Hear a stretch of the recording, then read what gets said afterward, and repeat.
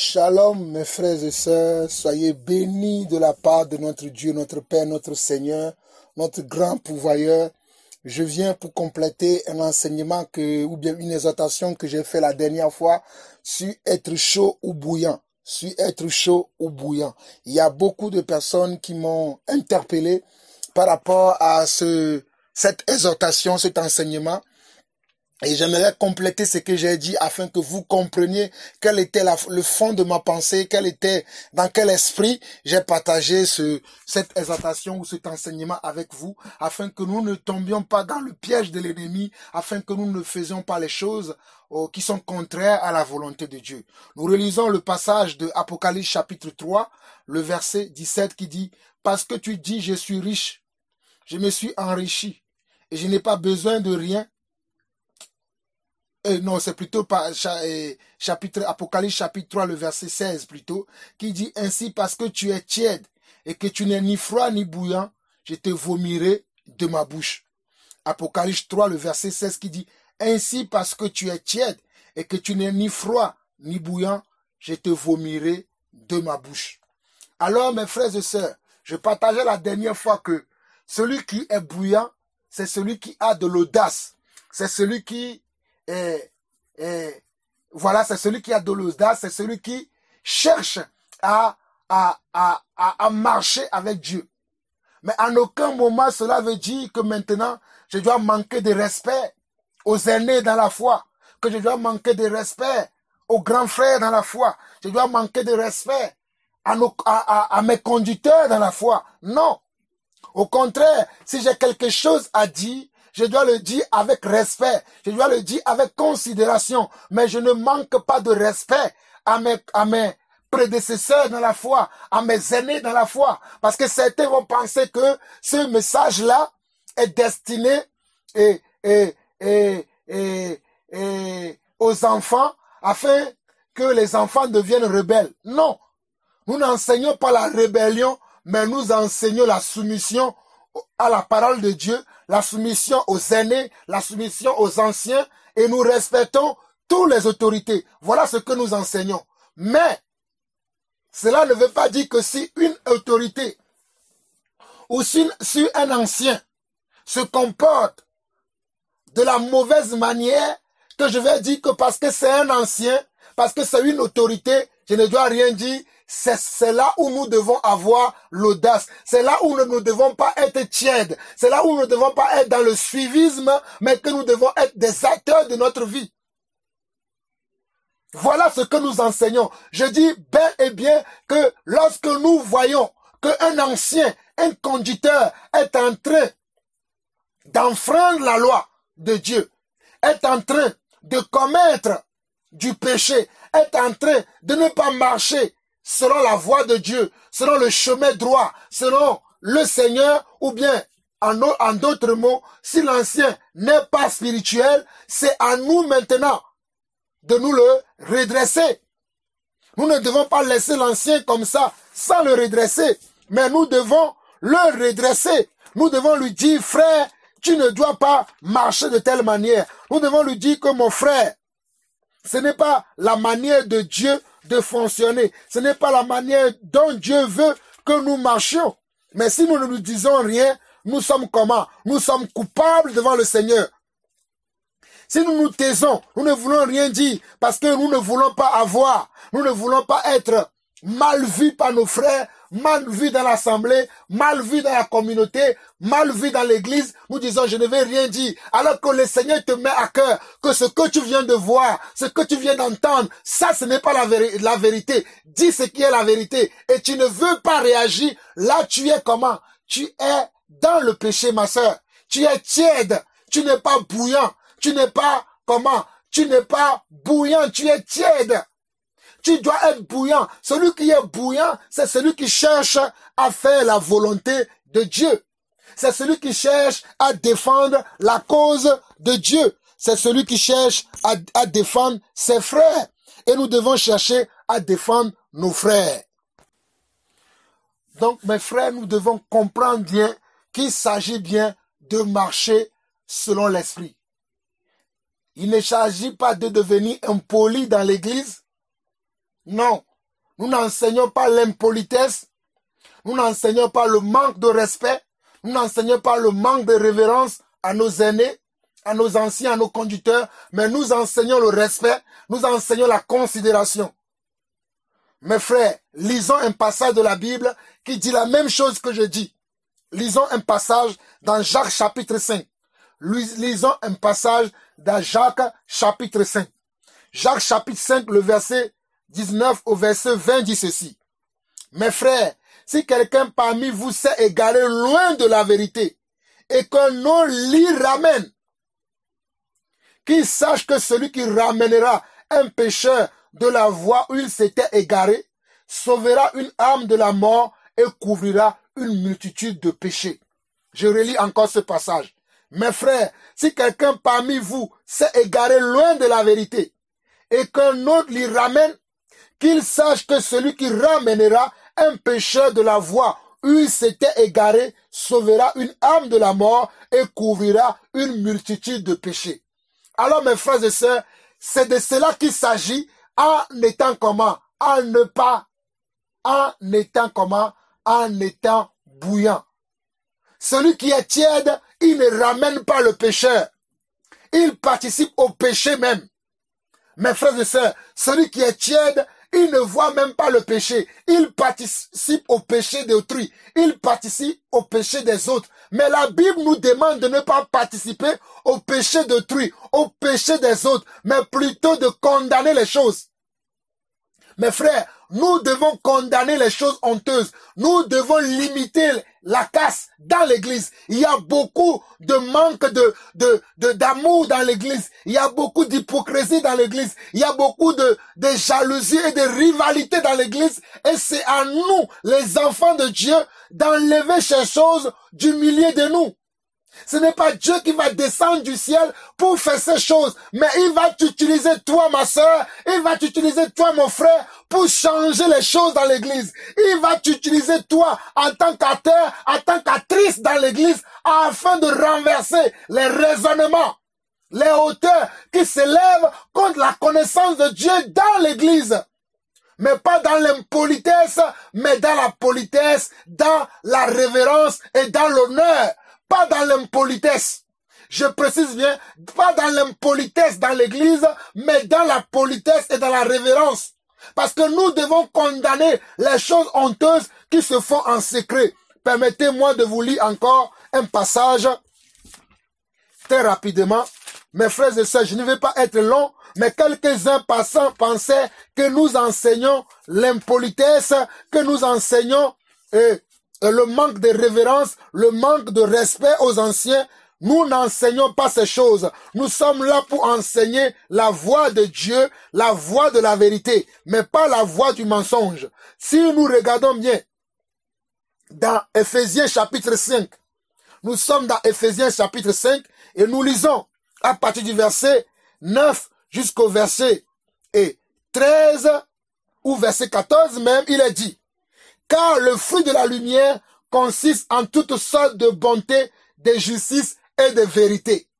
Car le fruit de la lumière consiste en toutes sortes de bonté, de justice et de vérité. Examinez ce qui est agréable au Seigneur. Examinez ce qui est agréable au Seigneur et ne prenez pas aux œuvres infructueuses des ténèbres, mais plutôt condamnez-les. Condamnez-les. Mes frères et sœurs, celui qui est tiède ne condamne pas les œuvres infructueuses des ténèbres. Plutôt, il participe. Il les accepte. Il les encourage. Tu ne sais pas que ton silence signifie que tu encourages? Oui, ton silence signifie que tu encourages le péché qui est dans l'église, le péché qui est dans l'assemblée, la calomnie qui est dans l'assemblée, le manque d'amour qui est dans l'assemblée. Ton silence signifie que tu les encourages. Mais lorsque tu vas parler, les frères et sœurs vont peut-être se rendre compte, mais tu te tais. Tu es tiède, tu ne dis rien, tu consens tout le temps. On ne doit pas consentir. Certains d'entre nous, en guillemets, se disent par la sagesse: mon frère, ne sois pas plus sage que ton Dieu. Certains vont dire, bon, la sagesse voudrait qu'on ne dise rien, la sagesse voudrait que je me tais, la sagesse. Des fois, notre intimidité se cache derrière ces genres de propos. Je suis sage, la sagesse voudrait que je ne dise rien, la sagesse voudrait que je ne parle pas, la sagesse voudrait que je ne... Non, la sagesse de Dieu n'est pas la sagesse selon les hommes. Donc si nous marchons par l'esprit, conformément à l'esprit de Dieu dans l'église, nous devons condamner les œuvres infructueuses des ténèbres. Nous devons les condamner. Il est bien écrit dans Éphésiens chapitre 5, du verset 9 au verset 14, que car le fruit de la lumière consiste en toutes sortes de bonté, de justice et de vérité. En toutes sortes. D'abord de bonté, de justice et de vérité. Le fruit de la lumière, c'est ça. Si nous sommes dans la lumière dans l'assemblée, mon frère, nous ne pouvons pas dire que nous sommes réunis dans une assemblée, dans une église, dans une communauté de frères, que nous sommes dans la lumière et que parmi nous, il n'y a pas la bonté, il n'y a pas la justice, il n'y a pas la vérité. Nous sommes dans les ténèbres. Car il est écrit, car le fruit de la lumière consiste en toutes sortes de bonté, de justice et de vérité. Si nous nous réunissons dans la lumière, il faut que les fruits de lumière soient parmi nous. Mes frères et sœurs, j'insiste encore, si nous nous réunissons dans la lumière, il faut qu'au milieu de nous, qu'il y ait des fruits de lumière. Mais si nous nous réunissons dans les ténèbres, nous aurons au milieu de nous les fruits de ténèbres qui sont les rivalités, la jalousie, les angoisses, les envies, la médiocrité et toutes ces choses-là. Parce que nous nous réunissons dans les ténèbres. Mais si nous nous réunissons dans la lumière, il faut qu'il y ait des fruits de lumière qui sont la bonté, la justice et la vérité. Et pendant que nous sommes au milieu de ces choses maintenant, nous pouvons examiner ce qui est agréable au Seigneur. Selon le verset 10 d'Éphésiens 5, nous pouvons examiner ce qui est agréable au Seigneur. Et à ce moment-là, nous n'allons pas prendre part aux œuvres infructueuses des ténèbres, mais nous allons les condamner. C'est ça celui qui est bouillant. C'est ça ce que cela veut dire, de ne pas être tiède, mais être bouillant. C'est ça c'est ce que cela signifie.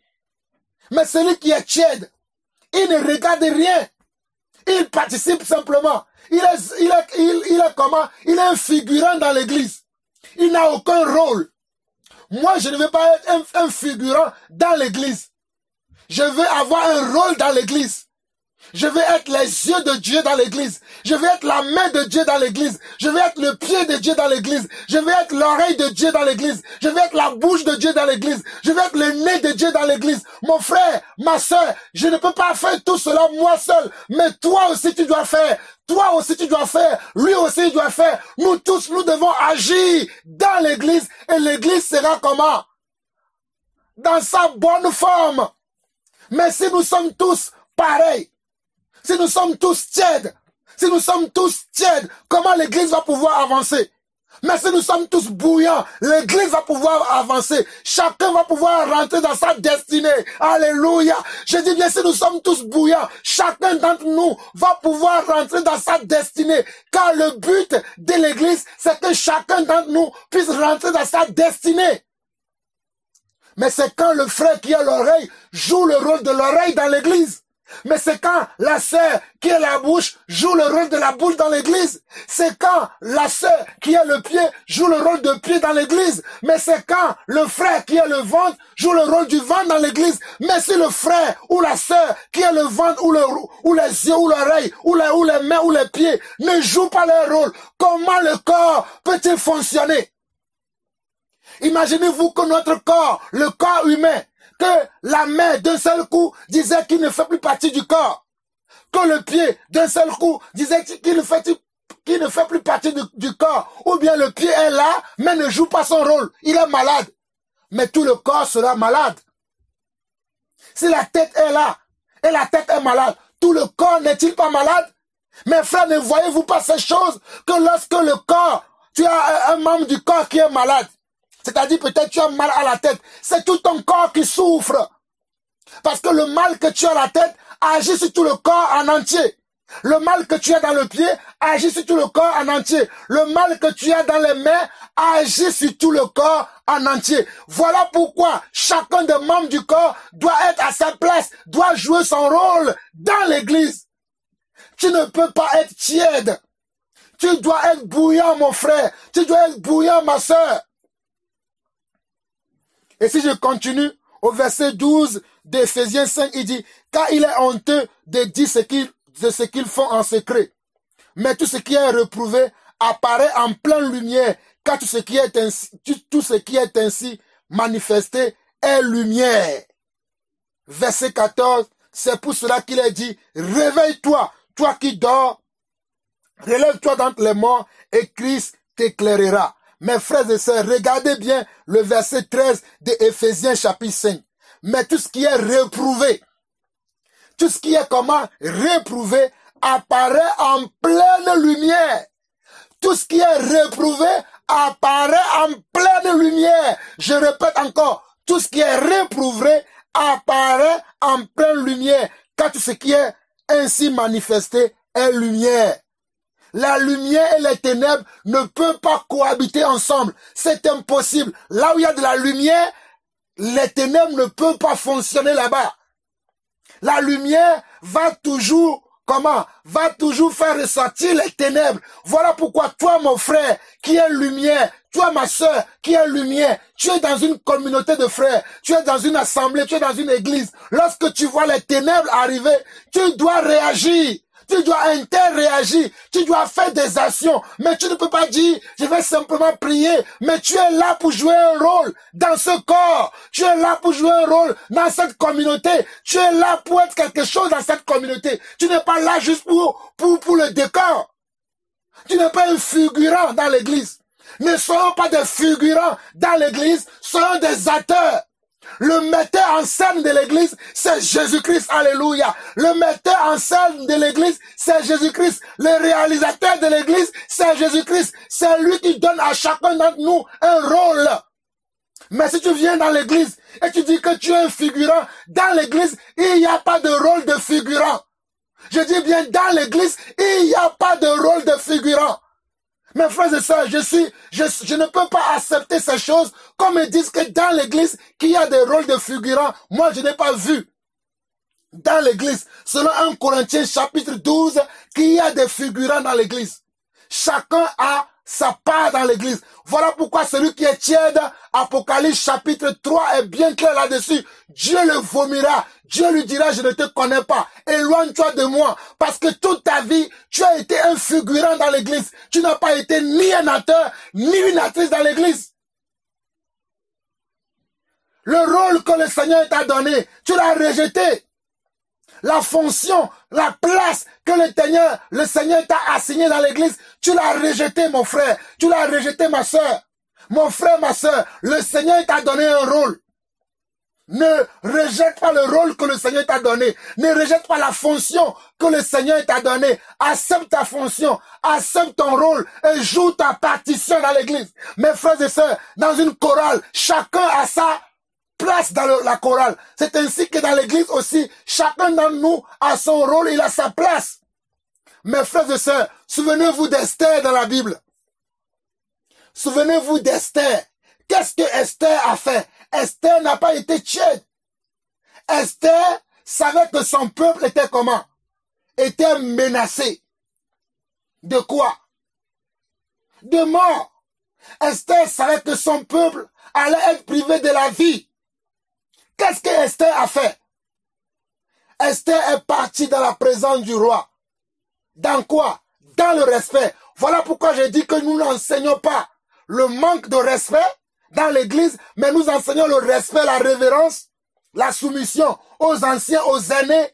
Il est bien question de cela, mais dans la vérité, nous les interpellons, nous leur montrons la voie du Seigneur, afin qu'ils se corrigent, afin qu'ils rentrent dans la destinée de Dieu, afin qu'ils rentrent dans leur fonction, dans la maison de Dieu. Mais faut pas qu'ils en sortent.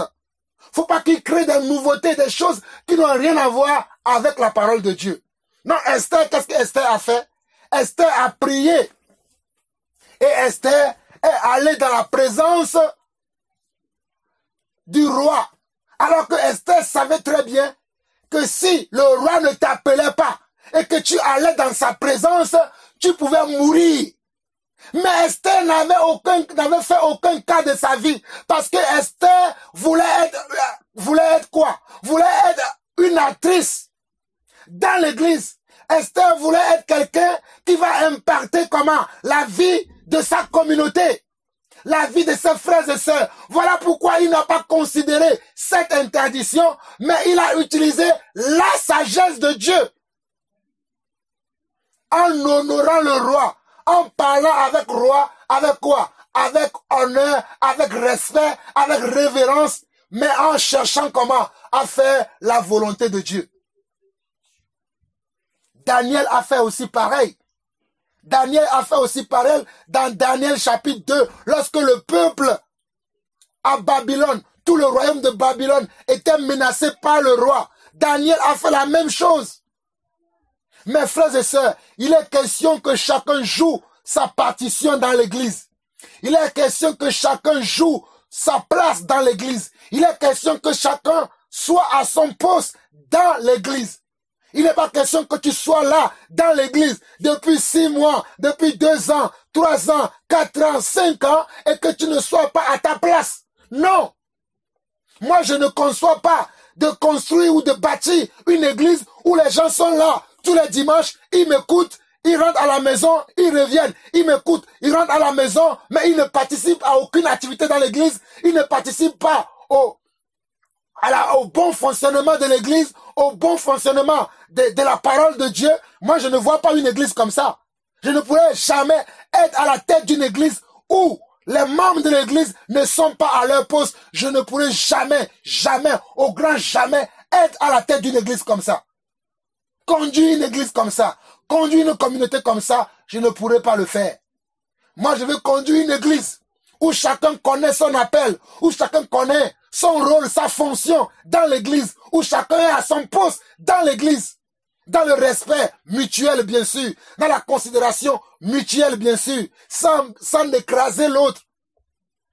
Pas dans un esprit de rivalité, parce qu'il y a tellement de rivalité aujourd'hui, il y a tellement aujourd'hui de rivalité au milieu de nous, de la jalousie au milieu de nous, de l'envie au milieu de nous, que tout est dans le cafouillage, tout est dans la confusion aujourd'hui, mais tout le monde doit être à sa place pour le bon fonctionnement de l'église, pour le bon fonctionnement des cultes, pour que quand le Seigneur Jésus revient, chacun puisse être enlevé. Voilà pourquoi tu ne dois pas être tiède, mais tu dois être bouillant.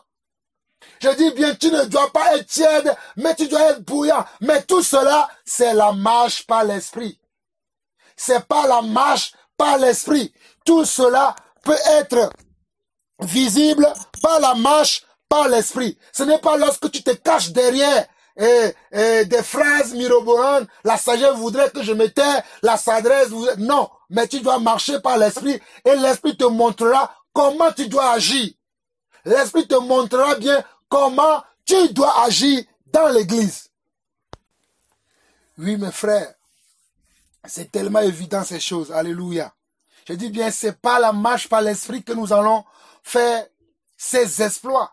C'est pas la marche par l'esprit que nous allons pouvoir conduire l'église dans la bonne direction. C'est pas la marche par l'esprit. Ce n'est pas la marche par la chair. Ce n'est pas la marche par les affinités. Mais c'est pas la marche par l'esprit.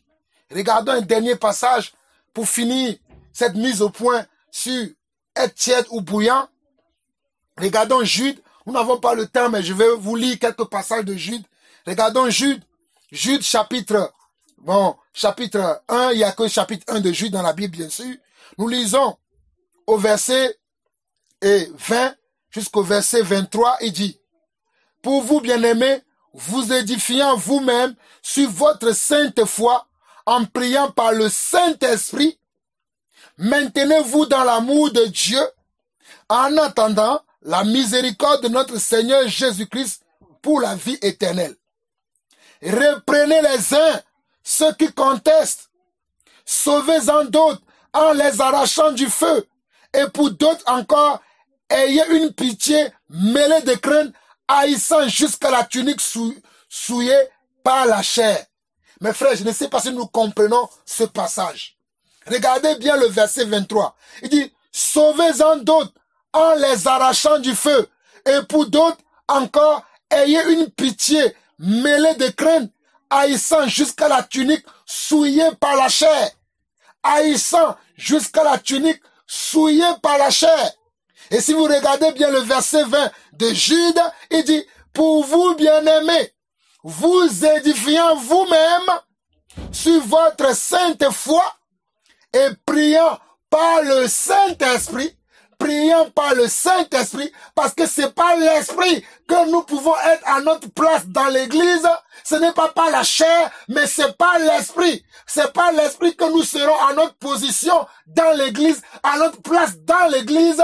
Voilà pourquoi il est dit pour vous, mes bien-aimés, vous édifiant vous-même sur votre sainte foi et priant par le Saint-Esprit, maintenez-vous dans l'amour de Dieu. Nous devons nous maintenir dans l'amour de Dieu. Notre seule volonté est de nous maintenir dans la volonté de Dieu, par son amour. Nous cherchons uniquement la volonté de Dieu. Voilà pourquoi il est dit au verset 21 de Jude, maintenez-vous dans l'amour de Dieu, en attendant la miséricorde de notre Seigneur Jésus-Christ pour la vie éternelle. Verset 22, reprenez les uns, c'est-à-dire ceux qui sont comment? Dans la contradiction, ceux qui sont dans le péché, ceux qui sont dans l'envie, dans la rivalité, dans la jalousie, ceux qui sont comment? En d'autres mots, ceux qui pratiquent ce qui est contraire à la volonté de Dieu, nous devons les reprendre. Il dit, reprenez les uns, ceux qui vraiment, ceux qui contestent, il y a même des gens qui contestent, nous devons les reprendre. Même s'ils sont dans la contestation, nous ne devons pas accepter la contestation, la contestation. Nous devons reprendre ces gens-là. Au verset 23, il dit, sauvez-en d'autres en les arrachant du feu. Et pour d'autres encore, ayez une pitié mêlée de crainte. Et pour d'autres encore, ayez une pitié mêlée de crainte. Pour d'autres encore, ayez une pitié mêlée de crainte, haïssant jusqu'à la tunique souillée par la chair. Haïssant jusqu'à la tunique souillée par la chair. Regardez bien le verset 23. Sauvez-en d'autres en les arrachant du feu. Mes frères, il s'agit du salut. Lorsqu'on est bouillant, il s'agit du salut de nos frères. Il s'agit du salut de nos sœurs. Mais si tu connais la vérité et que tu ne parles pas, tu te tais, mon frère, tu participes au péché des autres. Tu participes au péché des autres. Dans 1 Jean, chapitre 2, il dira, mon frère bien-aimé, n'imite pas le mal. Aujourd'hui, il y a des gens qui imitent le mal. Ils sont là, ils voient que ce que le frère fait, ce que la sœur fait est mal, mais ils ne le disent pas. Ils sont dans le silence. Mon frère, ton silence t'accusera le dernier jour. Ma sœur, ton silence t'accusera le dernier jour. Nous ne pouvons pas rester silencieux devant l'injustice de Dieu. Dans l'église, nous ne pouvons pas rester silencieux. Nous ne pouvons pas nous taire, mais nous devons au contraire parler. Souvenez-vous des apôtres. Souvenez-vous des apôtres. Seigneur, je te dis merci. Merci pour ce passage que tu me donnes. Lorsque les pharisiens ont interdit aux apôtres de parler au nom de Jésus. Souvenez-vous de ce passage dans Actes. Lorsque les apôtres ont été, ont été frappés plusieurs fois. Et ils ont reçu une interdiction de ne plus parler au nom du Seigneur Jésus-Christ. Qu'est-ce que les apôtres ont fait après? Les apôtres sont retournés au temple, là où ils avaient été interdits de ne plus parler, de ne plus prêcher au nom de Jésus. Et ils sont retournés au même endroit et ils ont parlé du même Seigneur. Voilà pourquoi ils étaient des hommes bouillants. Voilà pourquoi ils étaient tout le temps en feu pour le Seigneur. Ils étaient des personnes en feu pour le Seigneur. Mon frère, ma soeur, sois une personne en feu pour le Seigneur. Sois une personne qui est dans sa destinée pour le Seigneur. Ne joue pas le rôle de l'ennemi dans l'église. Ne joue pas le rôle de l'ennemi dans l'église, mais plutôt joue le rôle du Seigneur dans l'église. Joue le rôle de celui qui avertit dans l'église. Joue le rôle de celui qui avertit dans l'église. Ne sois pas tiède, mon frère. Les apôtres étaient bouillants au Seigneur. ils étaient comment? Bouillants. Ils avaient reçu des menaces de mort. Mais ils sont retournés comment? Ils sont retournés au temple. Regardez bien. Les apôtres sont retournés au temple. Quand nous lisons à chapitre 5, au verset 20, on dit, les apôtres, allez, tenez-vous dans le temple et annoncez au peuple toutes les paroles de cette vie. Ayant entendu cela, ils entraient dès le matin dans le temple et se mirent à enseigner. Nous sommes dans Actes chapitre 5, le verset 20. On dit, allez, tenez-vous dans le temple et annoncez au peuple toutes les paroles de cette vie. Ayant entendu cela, ils entraient dès le matin dans le temple et se mirent à enseigner. Le souverain sacrificateur et ceux qui étaient avec lui étant arrivés, ils convoquaient les Sanhédrins et tous les anciens des fils d'Israël et ils envoyaient chercher les apôtres à la prison. Voilà, les apôtres n'étaient pas des personnes qui ne jouaient pas leur vie. Ils jouaient leur vie parce qu'ils étaient conduits par le Saint-Esprit. Remarquez que le Saint-Esprit les a dit, allez, tenez-vous dans le temple et enseignez au peuple tout ce qui concerne cette vie.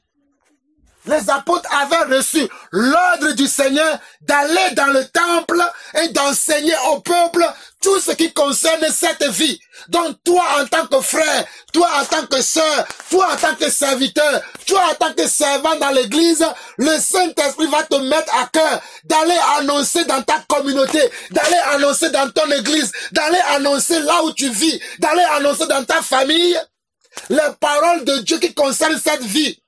Mais si tu ne l'annonces pas, comment les gens croiront-ils? Il a dit dans Romains chapitre 10, comment les gens croiront-ils s'il n'y a pas ceux qui annoncent l'évangile?